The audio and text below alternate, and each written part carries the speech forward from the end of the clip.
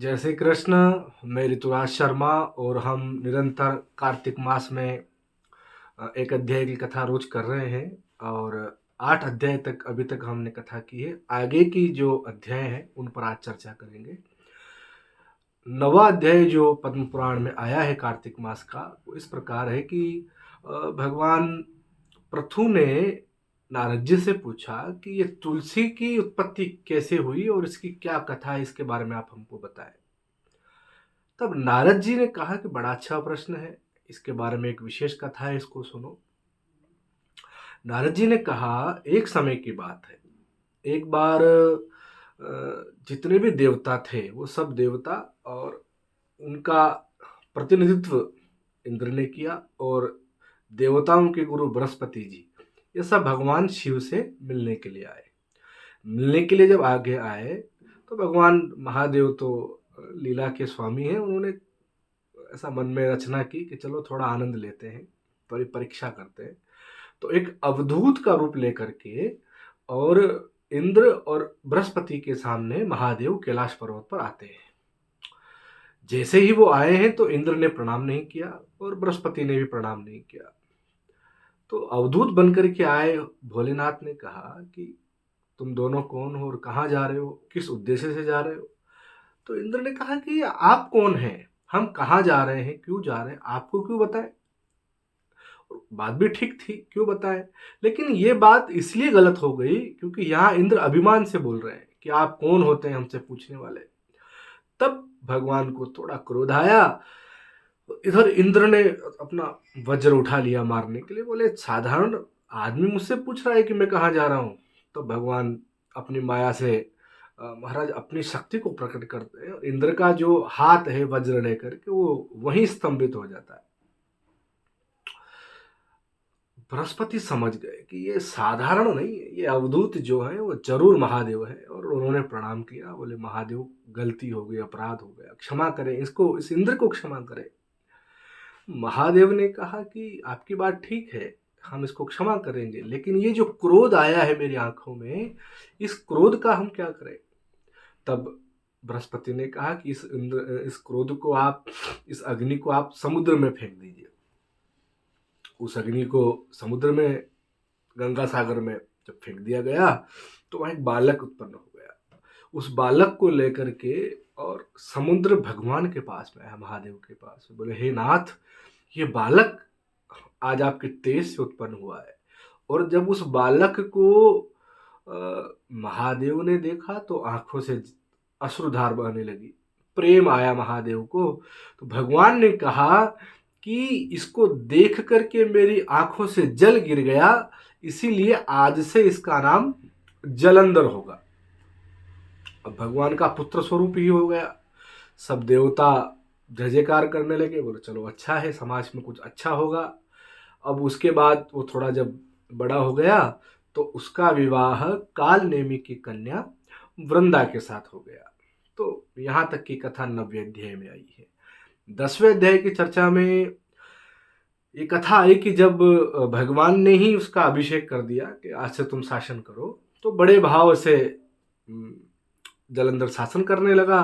अब धीरे धीरे एक दिन उसने देखा कि जिसका केवल सिर है, नीचे का कोई भाग नहीं, उसको देख करके और जलंधर ने कहा कि आप यहाँ आइए, कौन है आप।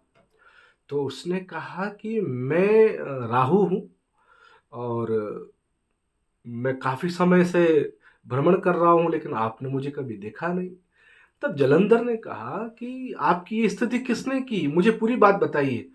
तब राहु ने पूरी बात बताई कि इस प्रकार समुद्र मंथन हुआ, 14 रत्न निकले, सब देवता लेकर के चले गए और हम ऐसे अमृत पीने गए और हमको काट दिया गया। ये बात जब जलंधर को पता लगी कि 14 ही रत्नों पर देवताओं ने अधिकार कर लिए, तो गलत बात है, उसमें से हमको भी हिस्सा चाहिए। अब हिस्सा लेने के लिए क्या करें, बोले तुम मेरा दूत बन करके जाओ और दूत बन करके इंद्र के पास जाना कि ये जितनी भी तुमने जो वस्तुएं अर्जित की है वो सब जलंधर को दे दो। तो इंद्र के सामने राहु दूत बन के गया और राहु ने कहा कि देखो, तुमने जो भी अभी तक वस्तुएं इकट्ठी की है वो सब हमको दे दो।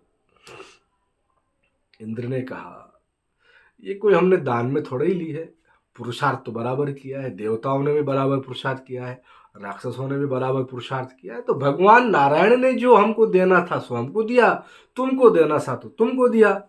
ये बात राहु ने जब सुनी तो राहु ने जलंधर को सारी बात बताई। जलंधर से कहा कि वो तुम्हारी किसी भी बात को सुनने के लिए तैयार नहीं। जलंधर ने कहा कि मैं चक्रवर्ती राजा हूँ, धराधाम पर कोई मुझसे जीत नहीं सकता है, और इंद्र आज मुझसे मुकाबला करने की, लड़ाई करने की सोचता है।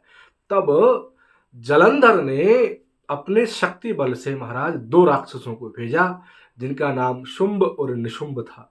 दोनों दैत्य जब लड़ने के लिए आए राक्षस, तो महाराज घमासान युद्ध होने लगा, भयंकर युद्ध हुआ। और ऐसा युद्ध हुआ, पद्म पुराण में लिखा है कि खून की तो नदियां बहने लगी। अब यहाँ एक बहुत बड़ा अपवाद हो रहा था कि जैसे राक्षस मरते थे तो महाराज शुक्राचार्य जी वहां आ जाते, और शुक्राचार्य जी आकर के उनको जीवित कर देते थे। और जब उनको जीवित कर देते थे तो प्रयास कितना भी करें लेकिन राक्षस तो महाराज भारी ही पड़े, क्योंकि वो तो मरते हैं वापस जीवित होके आ जाते हैं महाराज।